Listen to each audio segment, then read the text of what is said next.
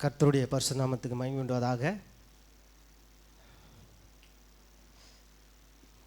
இந்த 7ஆம் வார்த்தை குறித்து அடியேன் பேச இருக்கிறேன்.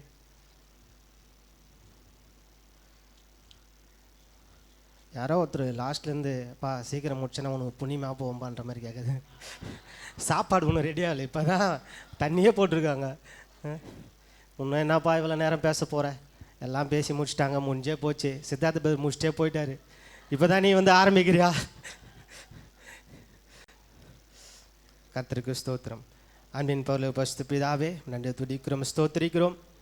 கர்த்தருடைய ஆவியானவர் ஆண்டவரே நீர் பலமாக இறங்கினீர்.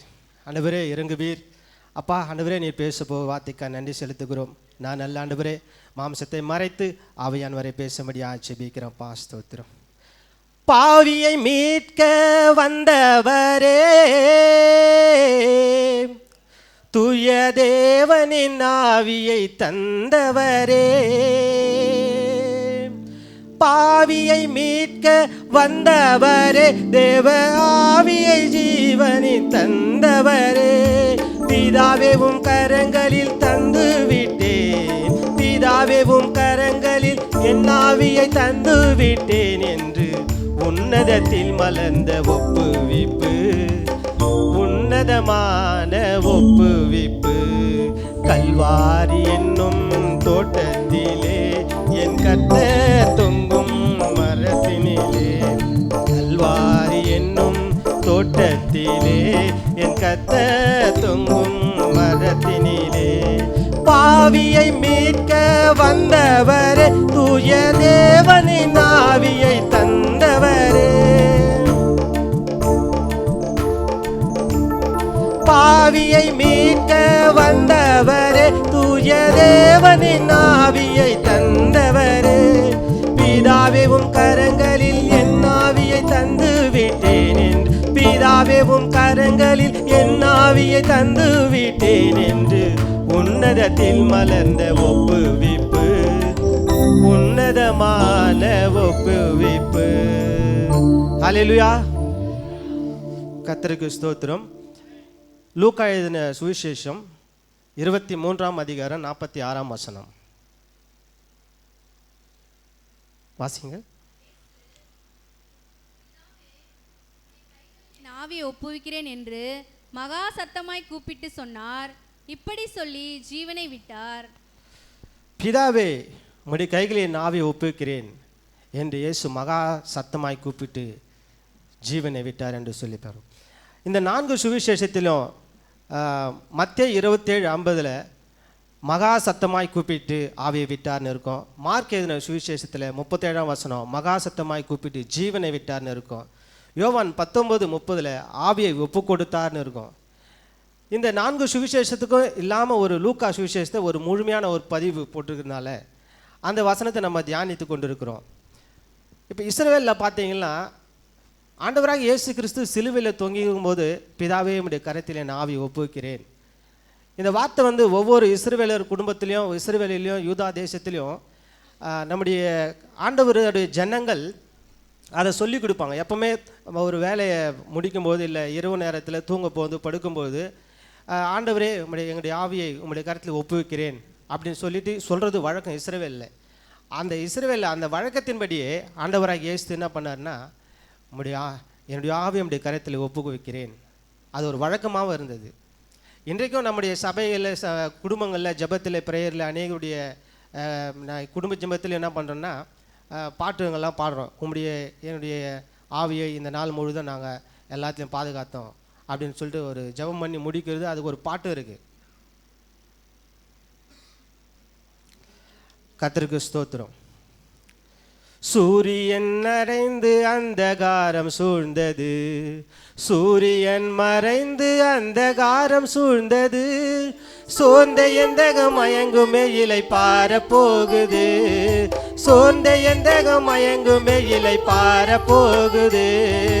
தேவா கிருபை கூர்ந்து கருமையா, ஓ தேவா கிருபை கூர்ந்து கருமையா. ஆத்தும சரீரம் என காலையாவையும் ஆத்துமம் சரீரம் என காண யாவையும் அப்பனே உம் கையில் ஒப்புவித்து நான் அயர்ந்து தூங்குவேன். அப்பனே உம் கையில் ஒப்புவித்து நான் அயர்ந்து தூங்குவேன்.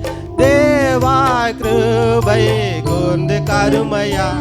இப்படியாக ஆண்டவராகிய இயேசு கிறிஸ்து அவருடைய வழக்கத்தின்படியும் பிதாவின் சித்தத்தின்படியும் அவர் தன்னுடைய ஆவியை அவரிடத்தில் ஒப்புக் கொடுக்கிறதை பார்க்கிறோம்.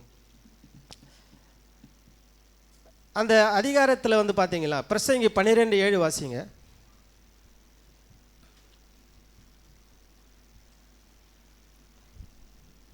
இவ்விதமாய் மண்ணானது தான் முன்னிருந்த பூமிக்கு திரும்பி ஆவி தன்னை தந்த தேவனிடத்திற்கு மறுபடியும் போகாததற்கு முன்னும் அவரை உன் வாலிப பிரயாயத்திலே நினை.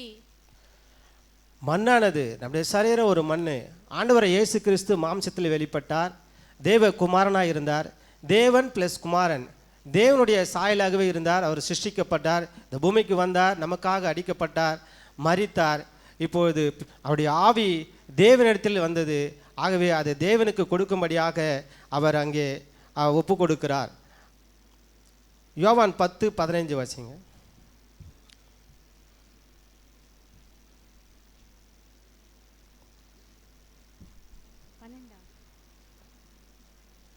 நான் என்னுடையவைகளை அறிந்தும் என்னுடையவைகளால் அறியப்பட்டும் இருக்கிறேன்.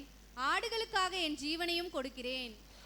ஆடுகளுக்காக என் ஜீவனை கொடுக்கிறேன். ஆண்டவர் இயேசு கிறிஸ்து சொல்லியிருக்கிறார், நானே வழியும் சத்தியமும் ஜீவனுமாயிருக்கிறேன், என்னாமல் ஒருவன் என் பிதாவினிடத்திற்கு வரான் என்று சொல்லி. என்னை காண்கிறவன் பிதாவை காண்கிறான். பிதாவை குறித்து அநேக முறை அவர் பிதாவுக்கு சாட்சியாகவும் குமாரனுக்கு சாட்சியாக பிதாவும் இங்கே வசனங்களில் நாம் பார்த்திருக்கிறோம். ஆகவே ஜீவ சுவாசத்தை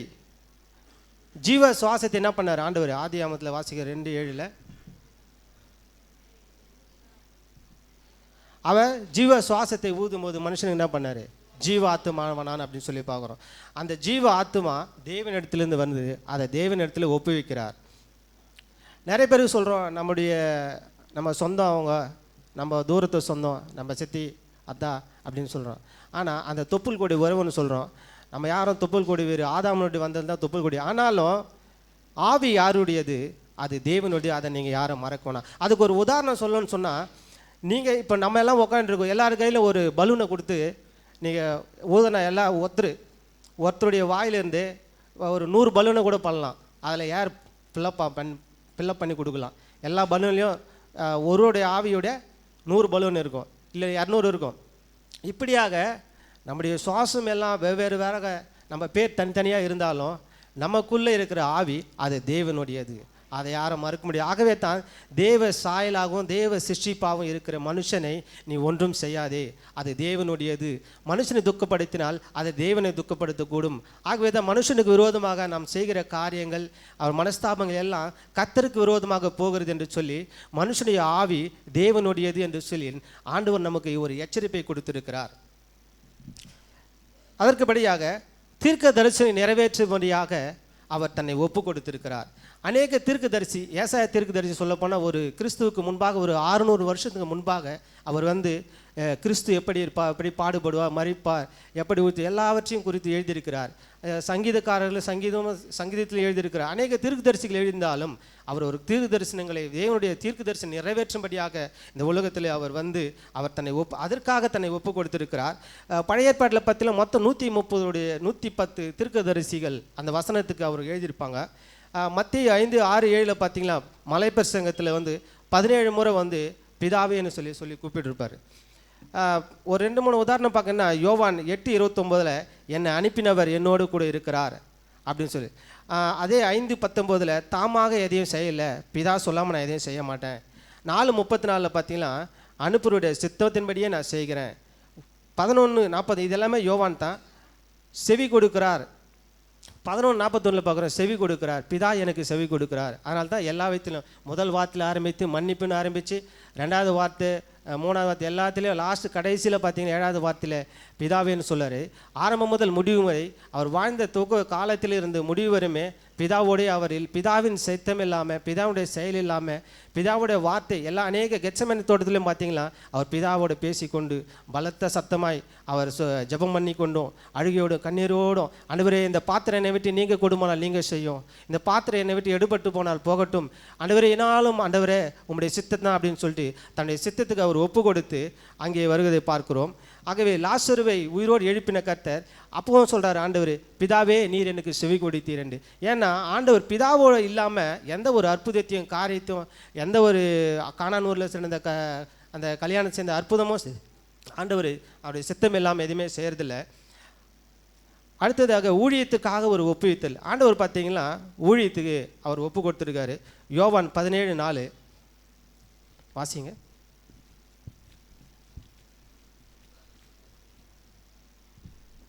பூமியிலே நான் உம்மை மகிமைப்படுத்தினேன், நான் செய்யும்படி நீர் எனக்கு நியமித்த கிரியையை செய்து முடித்தேன். ஆமென். ஆண்டவர் ஊழியத்தை அவர் பிதா என்ன நியமித்தாரோ, இந்த உலகத்துக்கு என்ன வந்து எப்படி என்ன பண்ணணும் ஊழியம் பண்ணணுமோ அதை எல்லாவற்றையும் திட்டமும் தீர்க்கமும் தெளிவுமாக ஆண்டவராக இயேசு கிறிஸ்து செய்து முடித்தார். அதனால தான் ஊழியத்துக்கு அவரை ஒப்பு கொடுத்தார். அடுத்தது பார்த்தீங்கன்னா யோவான் 5:20 பெரிய பெரிய கிரியைகளை காண்பாய். ஊழியத்தில் ஆண்டவர் பெரிய பெரிய கிரியைகளை, வரங்களை, அபிஷேகத்தை ஆண்டவர் அதை செஞ்சார்னு சொன்னோம்னா அது பிதாவுடைய சித்தம் தான், அது ஒப்பு கொடுத்ததுனால தான். யோவான் 5:36 பார்த்தீங்கன்னா ஊழியத்திற்கு அவர் ஒரு சாட்சியாக இருந்தார். இந்த உலகத்தில் இன்றைக்கும் ஊழியம் நடக்குதுன்னு சொன்னால் அது இயேசு கிறிஸ்துடைய அவருடைய வழிநடத்தலும் அடிச்சுவடியும் அவருடைய விட்டு போன அவருடைய அந்த அபிஷேகத்தை தேட்டர் வாழ்ல கொடுத்துருக்கார். நான் போய் உங்களுக்காக ஒரு தேட்டர் வேலை அனுப்புவேன் அப்படின்னு சொல்லியிருக்காரு. அந்த ஒரு தேட்டர் வாழ்லை கொண்டு இன்றைக்கி நம்ம இன்றைக்கி எல்லா ஊழியம் பண்ணுறோன்னு சொன்னால் அது ஆண்டவராக இயேசு கிறிஸ்து வெளிப்பட்டதன் மூலமாக மாத்திரமே, வேறு என்றும் கிடையாது. அடுத்தபடி வெற்றியுள்ள வாழ்க்கைக்காக அவர் ஒப்பு கொடுத்திருக்கிறார். நீதிமொழிகள் 20:27 மனுஷனுடைய ஆவி கர்த்தர் தந்த தீபமாக இருக்கிறது என்று சொல்லி பார்க்கிறோம். இந்த ஆவியை நமக்கு பார்த்தோன்னா இந்த வெற்றியுள்ள வாழ்க்கை வாயினா கர்த்தருடைய தீபமாக இருக்கிற ஆவியை அவர்கிட்ட நம்ம பெற்றுக்கொண்டோம். அதை நம்ம ஊழியத்திலோ இல்லை வெற்றியின் பாதையில் எடுத்து போனோம்னு சொன்னால் அந்த தேவனுடைய ஆண்டவராக இயேசு கிறிஸ்துவின் பிதாவினுடைய சித்தத்தின்படியும் அவர் நம்ம என்ன நமக்கு அந்த நியாயப்பிரமாணங்கள் கற்பனைகள் ஆண்டவர் என்ன சொல்லியிருக்கிறாரோ அதை நம்ம எடுத்துக்கிட்டு போகும்போது கண்டிப்பாக நிச்சயமாக ஒரு வெற்றியுள்ள வாழ்க்கை வாழ முடியும். அடுத்தது பார்த்தீங்களா மரணத்தை அவர் ஜெயமாக ஒப்புவித்தார். பார்த்தீங்களா 1 கொரிந்தியர் 15:26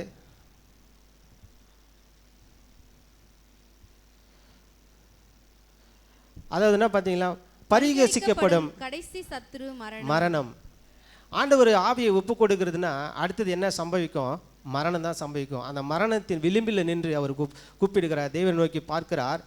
பரிகசிக்கப்படும் கடைசி சத்துரு பிசாசு அதாவது அவமானப்படுத்தப்பட வேண்டும் என்று சொன்னால் அவர் சிலுவையிலே மரிக்க வேண்டும். அந்த மரணத்துக்காகவே அவர் காத்திருந்தார், அதற்காகவே இந்த பூமிக்கு வந்தார் என்று சொல்லி மரணத்தை அவர் ஜெயமாக எடுக்கும் பொழுது அவர் சொன்னார், மரணமே உன் கூர் எங்கே, பாதாளமே உன் ஜெயம் எங்கே என்று சொல்லி வேதம் சொல்லுகிறது. ஆகவே அந்த மரணத்தின் கூரை ஆண்டவர் இயேசு கிறிஸ்து உடைத்து விட்டார். இனி மரணம் மனிதனுக்கு சம்பவிப்பது இல்லை. அது இயேசு கிறிஸ்துவோடு அதை அவர் உயிர்த்தெழுந்ததன் வல்லமையோடு கூட நாம் பரலோகத்துக்கு மீண்டும் அவர் நம்மை கொண்டு போய் சேர்ப்பார். அதற்காகவே அந்த மரணத்தின் கூரை அவர் உடைத்து போட்டார். பாதாளமே உன் ஜெயம் எங்கே?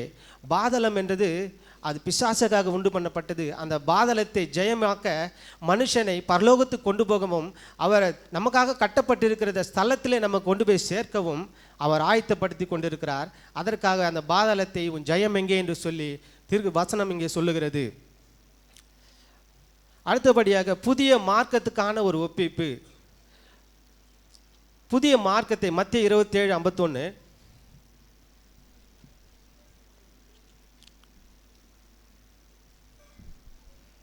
அப்பொழுது தேவாலயத்தின் திரைச்சிலை மேல் தொடங்கி கீழ்வரைக்கும் 2ஆக கிழிந்தது, பூமியும் அதிர்ந்தது, கண்மலைகளும் பிளந்தது. ஆமென். ஆண்டவருடைய வார்த்தை சொல்லுகிறது, தேவாலய திரைச்சிலை 2ஆக கிழிந்தது. தேவனுடைய அந்த திரைச்சிலை என்பது உங்களுக்கு நன்றாக தெரியும். மகா பரிசுத்த ஸ்தலம், அதுக்கப்புறம் பரிசுத்த ஸ்தலம், அப்புறம் சபை கூடும் இடம்பலம்.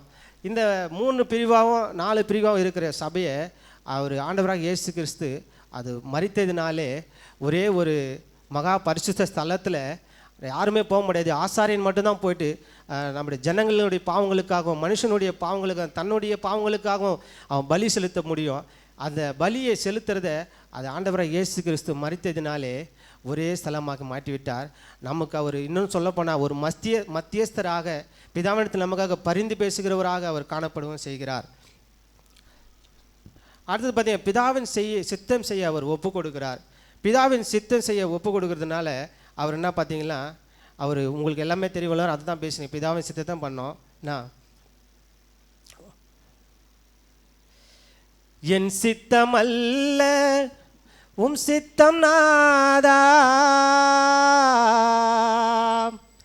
என்னாலே அல்ல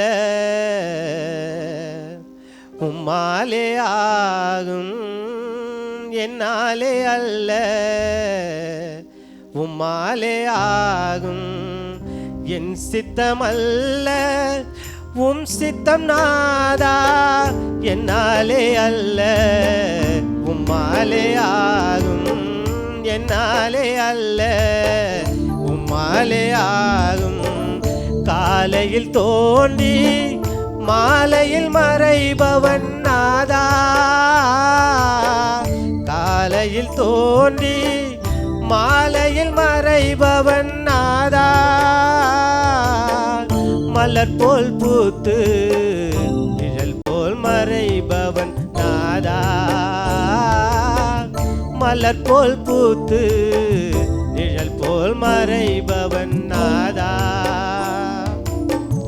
என் சித்தம் அல்ல உம் சித்தம் நாதா.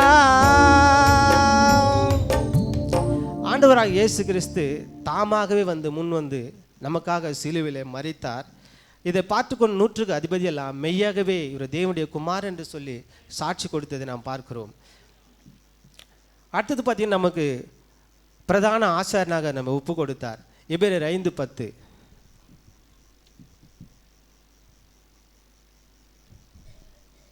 மெல்கிசேதேக்கின் முறைமையின்படியான பிரதான ஆசாரியர் என்று தேவனாலே நாமம் தரிக்கப்பட்டார்.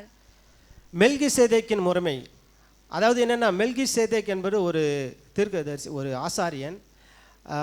பார்த்தீங்கன்னா ஒரு ஆபிரகாமுடைய காலத்தில் அவர் அநேக யுத்தங்களை செய்து முறியடித்து ராஜாக்களை முறியடித்து அவர் திரும்பி வரும்பொழுது இந்த மெல்கிசேதேக் என்பவர் ஒரு ஆசாரியனாக இருக்கிறனால எதிர்கொண்டு போகிறார்.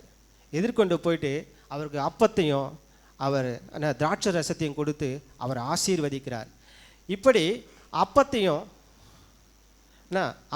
திராட்சை ரசத்தையும் கொடுத்து அவர் ஆசீர்வதிக்கும் பொழுது அவனுக்கு தசம பாகங்களை கொடுக்கிறான் என்று சொல்லி வேதம் சொல்லுகிறது.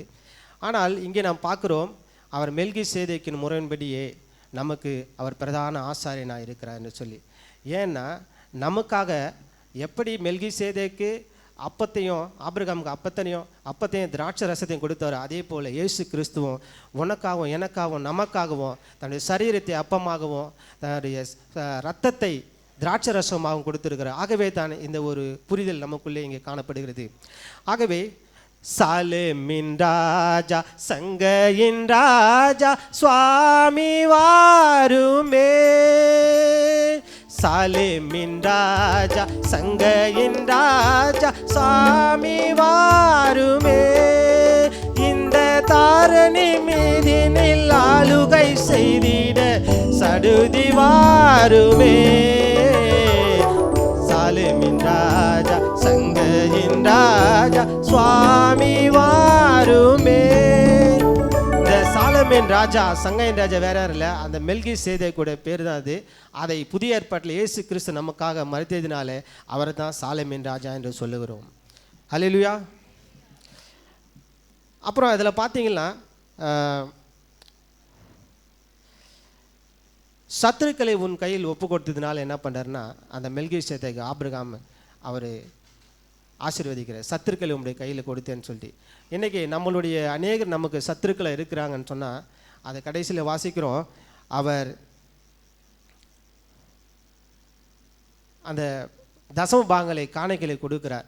நம்முடைய சத்துருக்கள் ஒழிய வேண்டும் என்று சொன்னால் ஆண்டவராக இயேசு கிறிஸ்து எப்படி ஜீவனை கொடுத்தாரோ, நமக்காக கர்த்தருக்காக எல்லாவற்றையும் செய்து முடித்தாரோ, ஜீவனை கொடுத்தது போல நாம் கர்த்தருக்கென்று அட்லீஸ்ட் ஜீவனை கொடுத்ததில்லை, நம்முடைய காணிக்கைகளை தசம பாகங்களை கொடுக்க வேண்டும் என்று சொல்லி நான் சொல்லலை, இந்த ஆபிரகாம் இந்த வசனத்தில் காணப்படுகிறது. அடுத்து பார்த்தீங்கன்னா நான் எங்கள் ஊரில் இருக்க சொல்லலாம் பண்ண ஒரு திடப்படத்தில் எடுத்தேன். அப்போ தான் வந்து திடப்படத்தில் எடுக்கிறேன் முழுக்கு ஞானஸ்தானம் எடுத்துகிட்டு நான் அப்போ தான் அந்த ராபோஜன பந்தியெல்லாம் சின்ன பசங்களாம் இப்போ எடுத்துக்கூடாது, பெரியவங்க சொல்லி எடுத்துக்கணும். அப்போ வந்து நான் அப்போ தான் இந்த டிஎல்சி சபையில் நமக்கு போகிறதுனால அப்போ அவங்க வந்து என்ன பண்ணாங்கன்னா ஒரு இந்த அப்பம் கொடுப்பாங்க. அந்த அப்பம் வந்து வாயில் போட்டதுமே ஃபஸ்ட் டைமு மேலே ஒட்டிக்கிச்சு. என்னடா அது ஒட்டிக்கிச்சு, இதுமாரி இப்படி தான் இருக்கும் போல. ஃபஸ்ட் டைம் நம்ம யாரும் இது முன்ன பண்ணலாம் கொடுத்தது கிடையாது. சரி என்னடா அதுன்னு சொல்லிட்டு பார்த்த மேலே ஒட்டிச்சு, தள்ளுறான் வரைய மாட்டேன், இந்த மேலே போட்டிச்சு.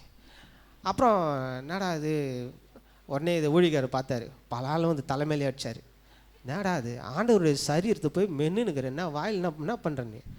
சார் இல்லை சார், அவர் வாத்தியார் அவர், சார் வாயில் மேலே ஒட்டிக்கிச்சு அவனுக்கு அப்படின்ட்டு இன்னும் 2 அடி அடித்தார். எதுக்கு சொல்கிறேன்னா, அவனுடைய அப்பத்தை குறித்தும் சரீரத்தை குறித்தும் நம்ம ஒரு பரிகசியமாவோ இல்லை ஒரு விளையாட்டுத்தனமாவோ இல்லாதபடிக்கு இந்த மாதிரி ஒரு புரிதல் ஆண்டவருடைய ஒரு விசுவாசத்தோட ஒரு வைராக்கியத்தோட பக்தியோடு கூட நம்ம அதை அருந்தும் பொழுது நிச்சயமாக ஆண்டவர் நமக்கு அற்புதம் செய்கிறார், கிரியை செய்கிறாவும் இருக்கிறார். அதுக்கப்புறம் பார்த்தீங்கன்னா அப்பமும் 5 அப்பம் 2 அப்பம் 5 மீன்கள். கரெக்டாக சொல்கிறது என்ன சொல்லுங்கள்? 5 அப்பம் 2 மீன். 5 அப்பம் 2 மீன் 5000 பேர் புருஷர் சாபத்து கொடுத்த ஒரு சிறுவன். அந்த சிறுவனுடைய ஊழியத்தை பாருங்கள், ஆண்டவர் ஆசீர்வதித்தார். கண்டிப்பாக அவனை ஆசீர்வதித்திருப்பார். நம்ம எத்தனை பேர் நம்ம அந்த மாதிரி ஊழியத்தை செய்கிறோம்? எங்கன்னா ஊழியம் இருந்தால் நம்ம எதுவும் இருந்து வர்றது கிடையாது, எதனா சபையில் போடுவாங்க சாப்பிட்டு போயிடலாம். அந்த மாதிரி இல்லாமல் அந்த சிறுவன் பாருங்கள், அந்த ஊழியத்தில் அவனுடைய அந்த 5 அப்பம் 2 மீன் 5000 பேருக்கு போஷி கொடுத்தான். அந்த சிறுவனை போல் நம்ம எழும்ப முடியுமா? நம்ம செய்கிறோமா? நம்ம இருக்குமா ஊழியத்தை? வாலிப பிள்ளைங்க எல்லாமே இருக்கிறோம், பாஸ்டிங் ப்ரேயர் நடக்குது, எல்லா ஜபம் நடக்குது.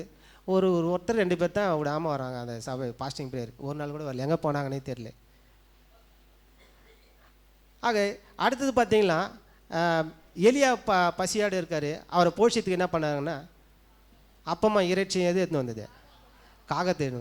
காகத்தை கொண்டு ஆண்டவர் ஒரு அற்புதம் செய்கிறாரு, ஊழியத்தை செய்கிறாரு. அற்புதம் செய்யறது அப்புறம் ஊழியத்தை செஞ்சார். நம்ம ஒரு காகத்துக்கே ஆண்டவர் இவ்வளோ ஒரு பவர் கொடுத்து அதை உருவாக்கி அதை அனுப்புகிறாருன்னு சொன்னால் மனுஷராக இருக்கிற நாம் ஆண்டவரத்தை ஊழியத்தை செய்யணுமா? காகத்து இருக்கிற ஒரு அர்ப்பணிப்பு, காகத்து இருக்கிற ஒரு ஒப்புவிப்பு, கர்த்தருடைய வார்த்தையை கீழ்ப்படிந்து போயிட்டு அந்த கர்த்தருடைய வேலையை செய்யுது, அதை நம்ம செய்கிறோமா? அதை நம்ம இந்த நாளில் நம்ம கொஞ்சம் யோசித்து பார்க்கணும். அடுத்தது பார்த்திங்கன்னா இந்த எபிரேயர் 4:15 முடிக்க போகிறேன், பயப்படாதீங்க. எபிரேயர் 4:15 நம்முடைய பலவீனங்களை குறித்து பரிதபிக்க கூடாத பிரதான ஆசிரியர் நமக்கிராமல் எல்லா விதத்திலும் நம்மை போல சோதிக்கப்பட்டும் பாவமில்லாதவராய் இருக்கிற பிரதான ஆசாரியரே நமக்கு இருக்கிறார். ஆமென். ஆசாரியரை நமக்கு இருக்க. பரிதபிக்க கூடாத ஆசாரியர்கள் நிறைய பேர் இருக்காங்க நம்ம இதில். பரிதபிக்க, அதாவது அவன் எக்கடனா கெட்டு போட்டோம், அவன் அந்த குடும்பம் எப்படியானா போட்டோம் அப்படின்னு சொல்கிற அநேக ஆசாரியர். ஏன்னா பழைய ஏற்பாட்டு காலத்தில் ஆசாரிகள் இருக்கும்பொழுது 2 புறா பிடிச்சின்னு வா, 2 கழுத்தை கொண்டு வா, 2 மாட்டை எடுத்துன்னு வா, 2 ஆட்டை எடுத்துன்னு வா, அடி வெட்டு, முடிஞ்சு போச்சு, உன் பாவம் முடிஞ்சு போச்சு, தொலைஞ்சு போச்சு, போ. அப்படி தான் ஒரு நேச்சர் நியாயப்பிரமாண முறையின்படி ஒரு அதோடைய உணர்வு இல்லாமல் இப்படி தான் பலியிட்டு செலுத்தியிருந்தாங்க. ஆனால் ஆண்டவராய் இயேசு கிறிஸ்து அவர் அப்படியல்ல, உனக்காக எனக்காகவும் பரிதபிக்கக்கூடியவராய் ஆசாரியராக இருக்கிறதுனால அவர் உனக்காக மட்டுமல்ல, அவரே நமக்கு பிரதான ஆசாரியனாக இருக்கிறார். இப்போ நமக்கு எல்லா சின்ன ஊழிகார ஆசாரியம் இருந்தாலும் நமக்கு பிரதான ஆசாரியார்னு சொன்னார் இயேசு கிறிஸ்து மாத்திரமே. அவர் தான் பிதாவினிடத்தில் பரிந்து பேசுகிறார். நம்முடைய பாவங்காக மறுத்த இன்றும் அவர் ஜீவித்து கொண்டு இருக்கிறார். அல்லேலூயா. ஒரு உதாரணம் சொன்னால் ஏலி ஓப்பினி பினகாஸ்ன்னு சொல்கிறோம். அவங்களாம் பார்த்தீங்கன்னா அவங்க சமூகத்தில் தெரியும் உங்களுக்கு அந்த சம்பவங்களை சாமுவேலில் வர்றது, 1 சாமுவேலில் அநேகர் அந்த பாவத்தை குறித்து அதை ஜனங்க அந்த சபை கெட்டு போகுது அவங்க பிள்ளைங்க என்ன பண்ணாங்க, காரணமாக இருந்தாங்க. அவங்க பேலியாளின் மக்கள் என்று சொல்லி கர்த்தர் அவ்வளோ கடிந்து கொண்டார். ஆனாலும் அது ஒரு பொருட்டாக எண்ணாமல் ஏலி எத்தனையோ முறை சொல்கிறாரு, ஆனால் பொருட்டாக எண்ணவே இல்லை. கர்த்தர் இப்படிப்பட்ட ஒரு ஆசாரம் இல்லை. நம்ம ஊழியர் பார்த்திங்கன்னா எல்லா விதத்திலும் நம்மளை கடிந்து கொள்ளுகிறார். பாஸ்டிங் ப்ரேயர் வரலையா, உபவாசத்துக்கு மற்ற ஊழியத்துக்கு வரலையா, சபைக்கு வரலையா, எல்லா விதத்திலும் கடிந்து கொள்ளவும் அவர் என்ன பண்ணுறாரு, இப்படிப்பட்ட ஊழியக்காரு தான், இப்படிப்பட்ட ஆசாரியம் நமக்கு இருக்கணும். அல்லேலூயா. அதுக்கப்புறம் பார்த்தீங்கன்னா 1 சாமுவேல் 11:21 கர்த்தருடைய ஆலயத்துக்கு அவர் சத்தியத்துக்கு கீழ்ப்படுகிறார். கர்த்தரில் எபிரேயர் 8:6 விசேஷத்தான ஒரு உடன்படிக்கை, ஹல்லேலூயா, விசேஷமான ஒரு உடன்படிக்கை. ஆண்டவர் புதிய ஒரு உடன்படிக்கையை இந்த திரைச்சலை உடைந்ததன் மூலமாக ஒரு புதிய ஒரு உடன்படிக்கை ஏற்படுத்துகிறார். அது விசேஷமாக இருக்கிறது. எபிரேயர் 8:6. அப்புறம் புது உடன்படிக்கை 8:13. எபிரேயர் இப்போ மத்தியஸ்தராக இருக்கிற ஆண்டவர். என்னென்னா புதிய உடன்படிக்கை பழைய எகிப்திலிருந்து இஸ்ரவேல் மக்களை ஜனம் வழிநடத்தி அந்த கட்டளையினாலும் கற்பனையினாலும் கொண்டு போயிட்டு வாக்குத்தத்தத்தில் உடன்படிக்கையினால் செஞ்சு கானான் தேசத்தில் சேர்க்கணும், அவங்கள தொழுது கொள்ளணும். இதுதான் ஒரு உடன்படிக்கையாக இருந்தது. ஆனால் புதிய உடன்படிக்கைன்னா சிறியோர் முதல் பெரியோர் வரை எல்லாரும் ஆண்டவராக இயேசு கிறிஸ்துவை ஏற்றுக்கொள்ள வேண்டும். அது மாத்திரமில்லை, அது கற்பலகையில் கொடுத்த நியாயப்பிரமாணத்தை கற்பனையில் கொடுத்த. ஆனால் இன்றைக்கு வேத புத்தகமாகவும் அவர் மனதில் இருதயத்தில் எழுதி கொள்ளத்தக்கதாக ஒரு புதிய உடன்படிக்கையை இயேசு கிறிஸ்து மூலமாக இந்த நாளில் நமக்கு உண்டாயிருக்கிறது. கர்த்தருக்கு ஸ்தோத்திரம். நான் முடிச்சிட்டேன், ஒரு பாட்டு மட்டும் பாடிடுறேன். யார் மரித்தார் மனிதனுக்காய், யார் கொடுத்தார் ரத்தம் மாறாய், ஏசையா ஏசையா ஏனேற்றா பாடுகள் அவர் உனக்காய், ஆத்தும அமைதியை தந்தவர் யார், அன்புக்கு நல்வழி வகுத்தவர் யார், ஆத்தும அமைதியை தந்தவர் யார், அன்புக்கு நல்வழி வகுத்தவர் யார், பாவத்தை உணர்த்தி சொன்னவர் யார், பாவத்தை உணர்த்தி சொன்னவர் யார், பார சிலுவையை சுமந்தவர் யார், ஏசையா ஏசையா ஏனேற்றார் பாடுகள் அவர் நமக்காய், ஏனேற்றார் பாடுகள் அவர் உனக்காய், அவர் நமக்காய். ஆமென். கர்த்தர் தாமே இந்த வசனங்களை ஆசீர்வதித்து கர்த்தர் பலப்படுத்துவீராக. ஆமென். அன்பான நேயர்களே, இந்த ஆராதனை உங்களுக்கு ஆசீர்வாதமாய் அமைந்தது என்று நாங்கள் விசுவாசிக்கிறோம். இந்நிகழ்ச்சியின் மூலம் நீங்கள் பெற்றுக்கொண்ட ஆசீர்வாதங்களை எங்களோடு பகிர்ந்து கொள்ளுங்கள். உங்களுடைய தெளிவான முகவரி மற்றும் தொலைபேசி எண்ணோடு சேர்த்து நீங்கள் எழுதி அனுப்ப வேண்டிய எங்களது முகவரி அகாபி கிறிஸ்துவ அசெம்பிளி, ஐதியார் திருமண மண்டபம் பின்புறம், ஆயில்மில், திருவள்ளூர். எங்களது இமெயில் அட்ரஸ் agapicam1992@gmail.com. மற்றும் உங்கள் ஜெப விண்ணப்பங்களை எங்களோடு பகிர்ந்து கொள்ள நீங்கள் அழைக்க வேண்டிய தொலைபேசி எண் 9952419986 அல்லது 9440839224. தேவன் உங்களை ஆசீர்வதிப்பாராக.